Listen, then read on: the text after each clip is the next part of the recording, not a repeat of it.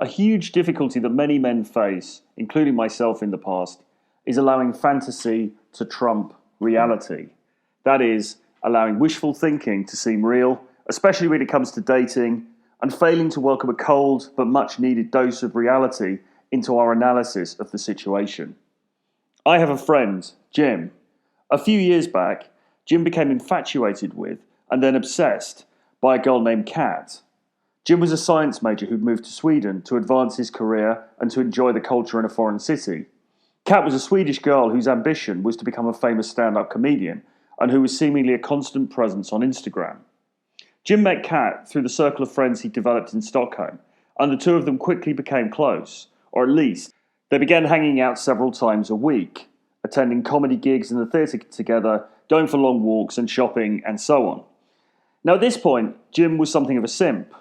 So grateful was he to even be allowed into Kat's presence for extended periods of time that he failed to let her know that he was interested in her romantically, although I'm sure she probably had more than an inkling of the fact. What Jim was doing unconsciously was following the usual script reserved for so-called nice guys. He had befriended Kat, and he was going to continue along as her friend and hope that something happened between them down the line. Presumably, the idea was that with enough exposure to him, Kat would suddenly realise what a catch he was and fall into his arms and his bed. If you've been following my material for any time at all, you will doubtless scoff at such a strategy. Faint heart never won fair lady and all that. But the fact is that despite the manifold information on dating available for men online and elsewhere, this nice guy strategy is the one that at least 90% of guys still favour the world over. So we can't be too hard on Jim. Anyway, the result of all of this was not very much. Jim would go out on nice platonic dates with Kat, escort her home, and then nothing. Well, without Jim making a move, not much was likely to happen, was it? Despite a century or more of feminism, few women are prepared to make the first move. It still falls to the man to do so. And what is worse, as Jim would soon discover to his chagrin, is that the longer you fail to make that move, the less attractive you will likely be to your paramour. Why? Because she will intuit, if not consciously think, if he's not man enough to even ask me out, then what kind of man is he? A weak and ineffectual one in all probability. And what woman ever extolled the sexiness of weak and ineffectual men? Nevertheless, despite the lack of any discernible progress, Jim will call me up every week to update me on microscopic things that Kat did, which he took to be indicative of her growing love for him.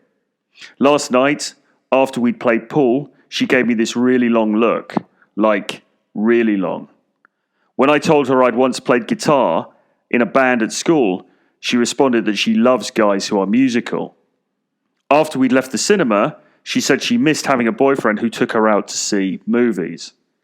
The unspoken, or sometimes spoken, corollary to all of these occurrences was, as far as Sam was concerned, surely that means she must like me.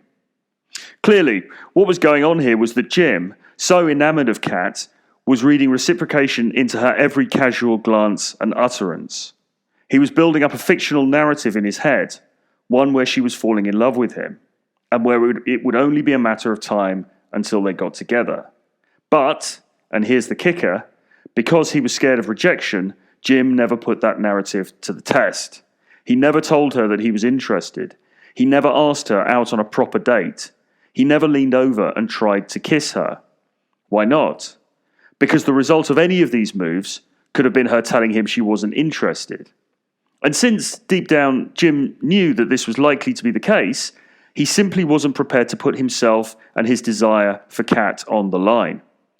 The truth is that most of us have acted similarly at one stage or another in our lives. And, by the way, this behaviour is not relegated to men only. I've known women who've done exactly the same thing with guys that they're interested in. We would rather live in fantasy, in a grey area, than hold that fantasy up to the light and watch it burn to ashes. We would rather keep our dreams intact and our desires unsatiated than risk our bubble of hope and happiness being burst. But while this may be a useful fix in the very short term, it rarely ends well. In Jim's case, it slowly became clear that not only was Kat not interested in him sexually, but that she was seeing someone else, a male friend of Jim's.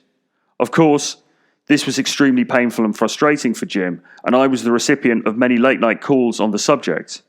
Jim was distraught. He felt rejected and worthless, like a fool. But it didn't have to be that way.